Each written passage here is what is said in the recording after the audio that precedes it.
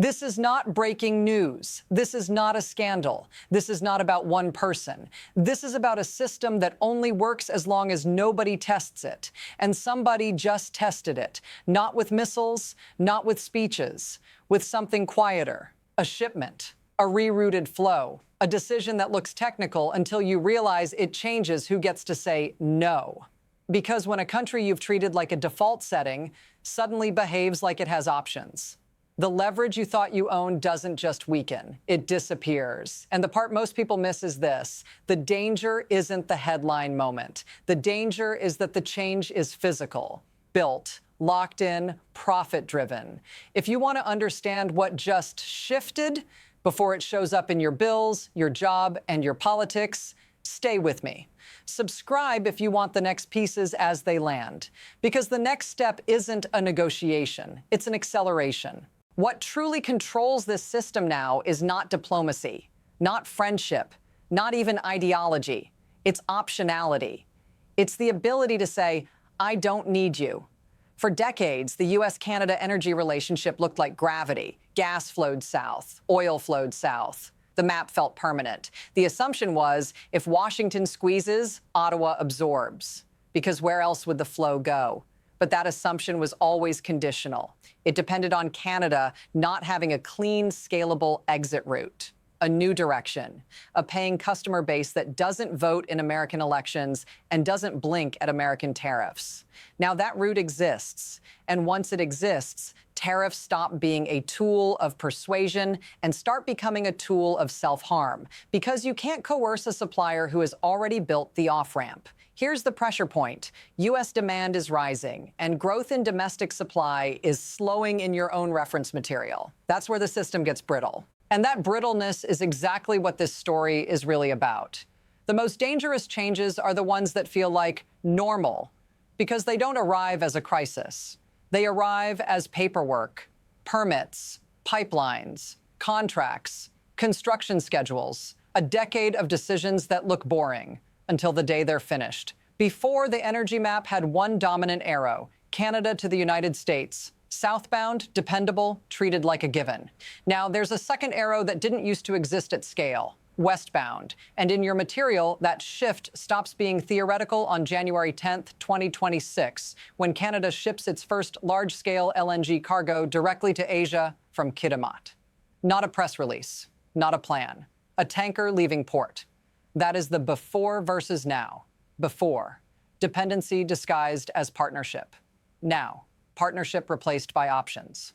And once a supplier proves it can sell the same molecules somewhere else, often for more, the old relationship doesn't snap in one dramatic moment. It just drains, quietly, profitably, irreversibly, which is why the next piece of this isn't a headline. It's a number, and it drops like a trap door. Here's the concrete shock in your material, the one that looks like a market fluctuation until you see it as a withdrawal. Canadian natural gas flows to the United States averaged 9 billion cubic feet per day in January 2025. And by last Friday, in the reference you gave me, they're at 5.14, a 40% drop and in less than a year. That is not a gentle adjustment. That is not seasonal. That is a system refusing to behave the way Washington expects it to behave. And it's happening while tariffs are still in place. 35% on most Canadian goods. 10% on energy products. Built to squeeze, built to extract, built to prove leverage. But leverage only works if the other side has nowhere else to go. Now add the second data line your material includes: the value of Canadian energy exports falling year over year. Heavy crude export value down nearly 19%. Not because Canada lost energy, but because the relationship itself is being redesigned. If you're still with me, hit subscribe, because the why here isn't emotional, it's mechanical. And the cliff is this: the gas didn't just decline. It found a new direction. This is how the mechanism works, quietly and then all at once. Tariffs are supposed to create pain that forces compliance. But in an energy relationship, pain doesn't only travel one way. It reverberates. In your material, Canada's response isn't to argue. It's to rewire. A terminal, Kitimat, a pipeline. 670 kilometers. Of coastal GasLink.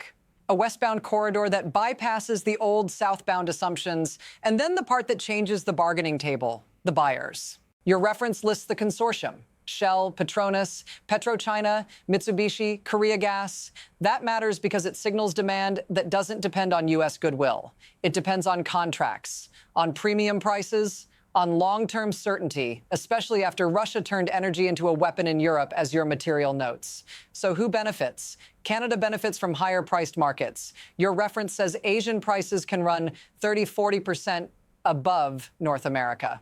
The consortium benefits from stable supply, and the political class in Ottawa benefits from something even more valuable: the ability to look at Washington and not flinch. Who absorbs the damage? Not America in the abstract. You do.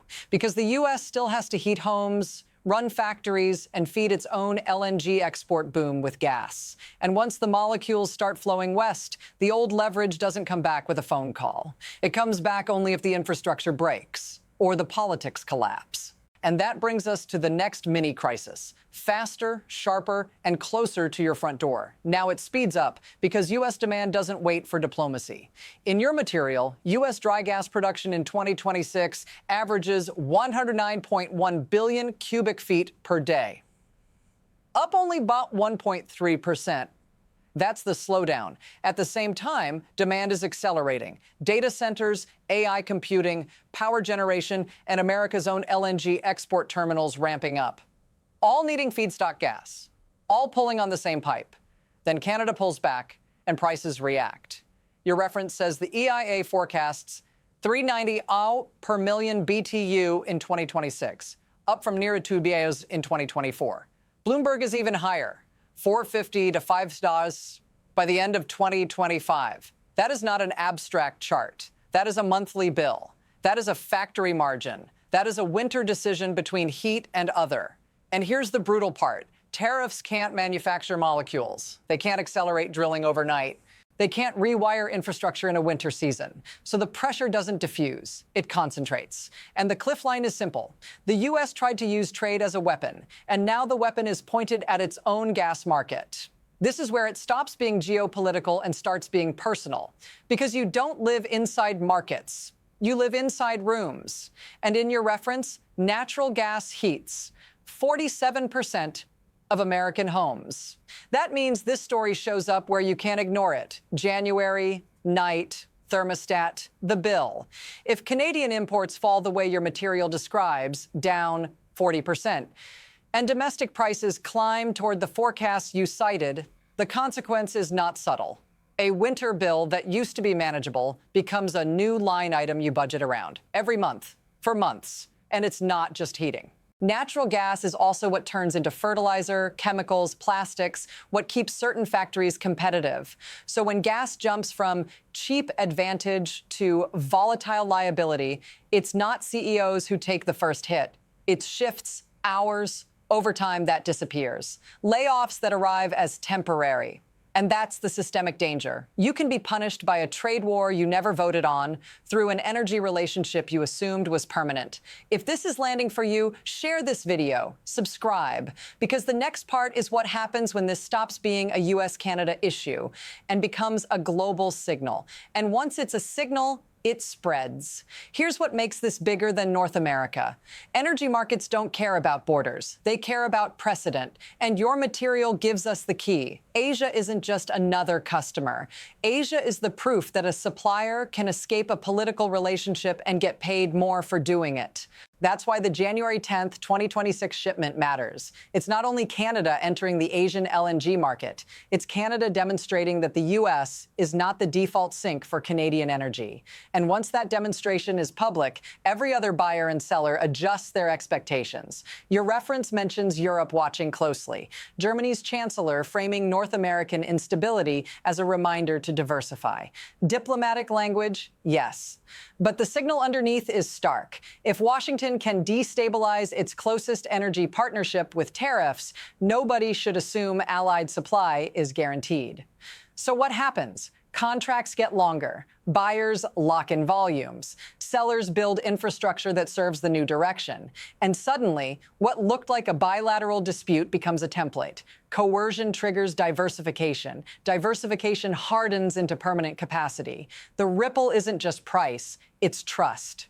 And when trust becomes an input into energy flows, you get a world where politics doesn't merely influence markets. Politics becomes the market, which brings us to the acceleration phase. 3 paths forward, none of them comfortable and none of them fully under anyone's control. So now we're in the acceleration phase, and your material points to 3 plausible paths, not predictions, paths. 1. Adjustment. Washington quietly de-escalates. Tariffs soften or exemptions multiply.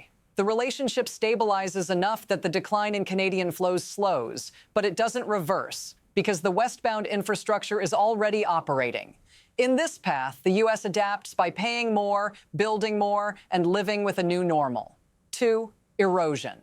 The tariffs persist. The legal uncertainty drags on, and Canada keeps executing the diversification plan your reference describes, cutting U.S. trade exposure over a decade, expanding LNG capacity, locking in Asian contracts.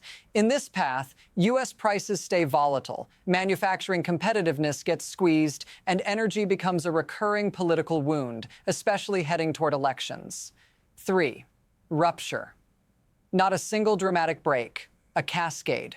Winter price spikes, industrial cutbacks, governors pressuring Washington, allies hedging harder. Canada finalizes more long-term deals aimed away from the U.S. The system stops assuming cooperation and starts pricing in conflict. And once markets price in conflict, conflict becomes self-sustaining. Here's what your reference material makes hard to ignore. All 3 paths share one common feature. The leverage doesn't come back automatically. Because this isn't just policy. It's concrete. Steel, pipe, port capacity, signed contracts, and that leaves us with the last part. No comfort, no resolution, just the open question that matters. What happens when a country discovers it can't tariff its way out of physics? And this is the part where people want a clean ending, a villain, a hero, a reversal. But your reference material doesn't give us that. It gives us something colder, a map changing direction. On January 10th, 2026, a ship leaves Kitimat for South Korea. And in the logic of systems, that is not a moment. That is a door closing behind the molecules. Because once a supplier builds an off-ramp and once buyers sign long-term contracts, the relationship you thought was permanent becomes optional. And optionality is power. So if you're waiting for this to blow over, consider what your own material implies. Even in the best-case path, adjustment. The U.S. is still competing for gas inside its own economy while trying to export gas to the world. And in the worst paths, erosion or rupture, the price you pay isn't just higher bills. It's instability as a domestic condition. That's the systemic danger. Not one decision, not one leader. A structure that rewards decoupling once coercion appears. If you want the next video, we go deeper. What happens when this same logic shows up in other sectors? Supply chains, critical minerals, defense manufacturing, where ally and vendor are no longer the same thing. Subscribe. Send this to someone who still thinks tariffs are just a negotiating tactic, because the quiet warning here is unresolved on purpose. When your closest partner learns to live without you, the next shock won't be the headline, it'll be the bill.